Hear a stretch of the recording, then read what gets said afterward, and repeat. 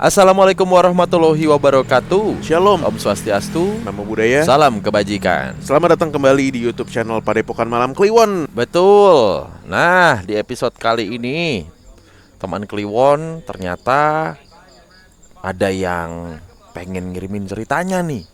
Nah, ini sebuah cerita kiriman dari seorang teman Kliwon yang katanya cerita tentang kesurupan massal di sekolahnya. Wah, oke. Oke. Dia juga salah seorang pendengar setia PMK nih katanya. Kita langsung masuk ke cerita ya. Siap. Halo Mas Bimo dan Mas Danu, namaku Kirana Saraswati. Aku ingin cerita tentang pengalaman hororku di sekolah pada tahun 2006. Yang mana itu menurutku lumayan intens banget, karena sampai ada kesurupan massal di sekolah. Gini ceritanya.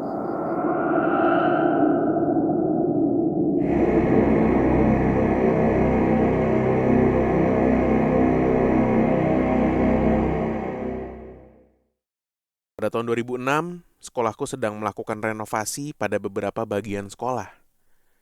Salah satunya memperbaiki ruang kelas dan menambah beberapa bangunan menjadi 2 lantai. Karena ruang kelas yang terbatas, sehingga proses belajar mengajar dibagi menjadi 2 sesi, kelas pagi dan kelas siang.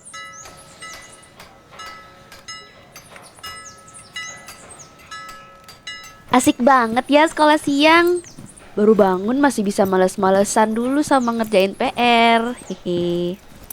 Jangan lupa, ini kita dapat kelas siang cuma beberapa bulan doang loh, sampai kelas barunya selesai. Iya kan cuman menikmati waktu yang terbatas ini. Mumpung ada kesempatan juga, kita harus memanfaatkannya dengan sebaik mungkin. Suaranya, apa ini suara dari pohon itu? Kirana. Iya, kenapa, Cah? Bengong mulu dah. Lihat apa sih? Oh, itu. Sayang banget ya pohonnya ditebang.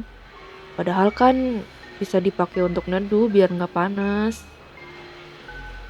Ya, mau gimana lagi? Biar bisa ditingkatin kan kelasnya. Udah bel tuh. Yuk masuk kelas.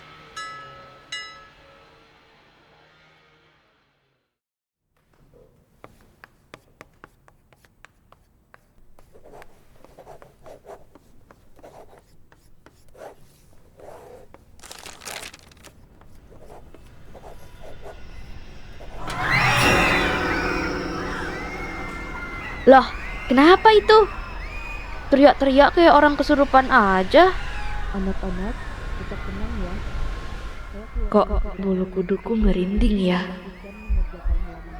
Rasanya nggak enak banget sampai pengen muntah. Kamu nggak apa-apa, Kir?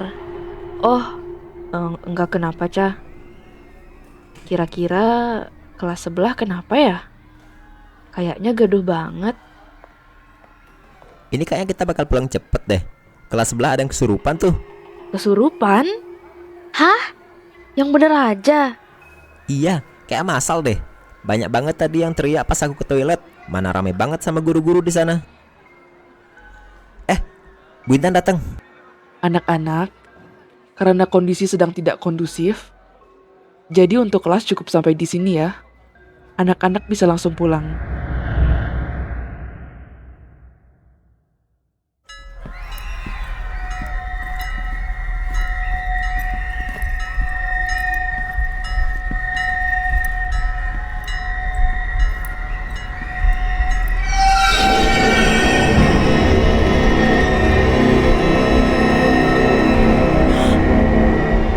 Apa makhluk ini hanya muncul menjelang sandikala? Aku nggak pernah lihat makhluk ini sama sekali.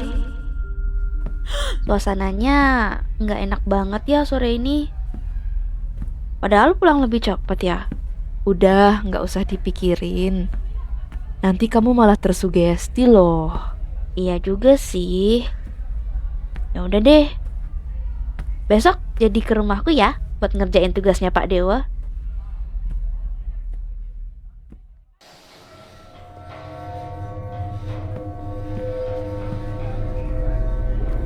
Ca, kamu jangan sampai tersugesti ya.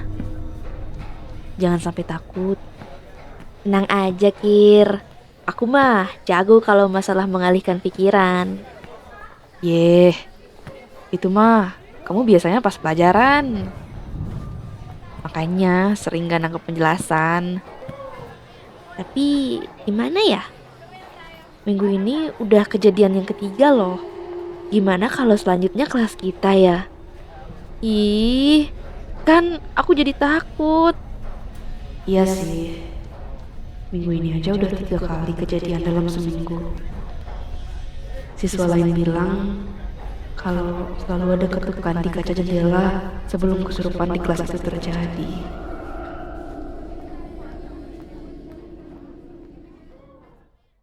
Suatu ketika, kelasku sedang mendapatkan kelas kimia, membuat kami cukup fokus dan tenang dalam mengerjakan beberapa latihan soal. Saking gugupnya, rasanya aku ingin izin ke toilet untuk buang air kecil setelah mengerjakan beberapa soal. Aku berdiri dan meminta izin ke toilet dan diizinkan oleh guruku.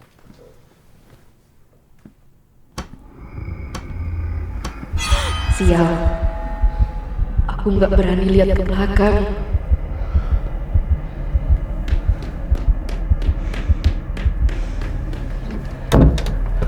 Sekarang jam 17.43, yang artinya udah mau sandi kala. Gimana nih? Aku takut kalau balik ke kelas. Ayo tenang Kirana. Jangan sampai tersugesti. Apa tunggu sampai jam pulang ya? Enggak boleh Kirana. Kirana bisa. Yuk, bisa yuk. Oke. Sekarang udah jam 17.50.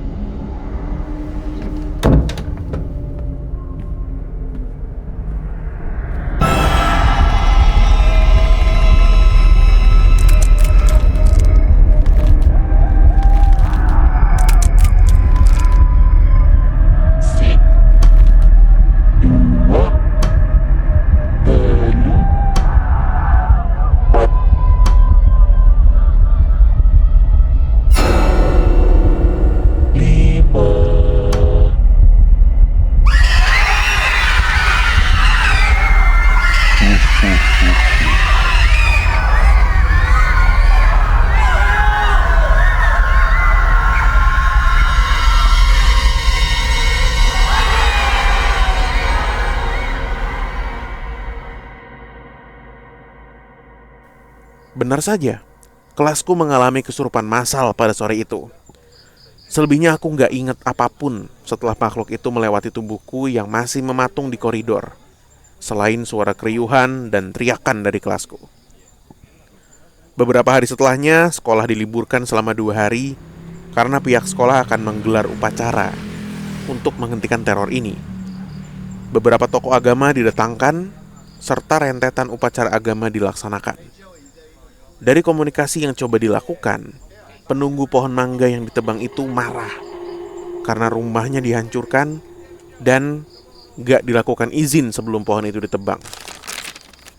Setelah kejadian itu, semua kembali berjalan normal dan renovasi sudah selesai dilakukan sehingga semua siswa kembali sekolah pada pagi hari dengan serentak. Namun ada rasa trauma yang cukup membekas pada siswa-siswi yang mendapatkan kelas sore saat itu. Dan umumnya muncul rasa takut saat mendengar ketukan pada kaca jendela.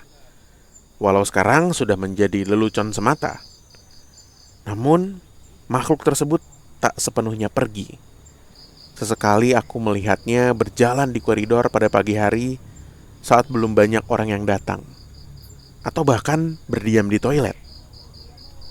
Sekian ceritaku.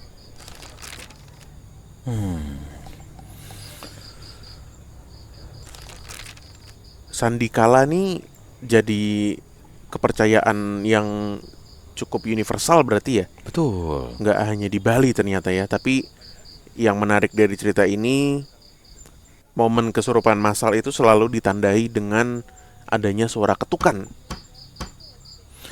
Tapi kalau kita balik atau kembali sedikit mundur Permasalahan dimulai ketika sebuah pohon mangga yang cukup tua dan besar di sekolahku harus ditebang agar tidak mengganggu proses renovasi. Nah, ini dia nih. Ya kan? Yang biasanya kalau ada sesuatu yang berbau lama, besar, pohon gitu ya, pasti kan ada ritual-ritual tersendiri. Ya kan? Entah kurang lengkap atau tidak diceritakan atau gimana ya. Kalau dari cerita ini sih bahkan nggak ada izin sama sekali ya sebelum menebang gitu. Betul. Kayak ngamuk si buta kala ini. Dipangkas. Pohon mangga tuh. Apapun yang dipangkas tanpa izin, Nah, pasti akan terjadi pemberontakan. nah, contohnya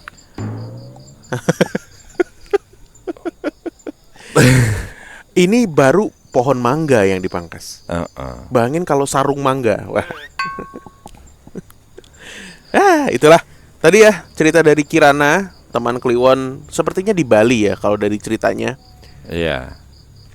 Jamnya Wita gitu kan. Terus upacara-upacara dan umat Hindu ini kayaknya dari Bali nih. Iya, biasanya kan soalnya ada upacara-upacara yang menyertai.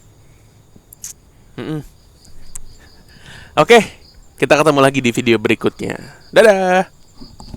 Dadah.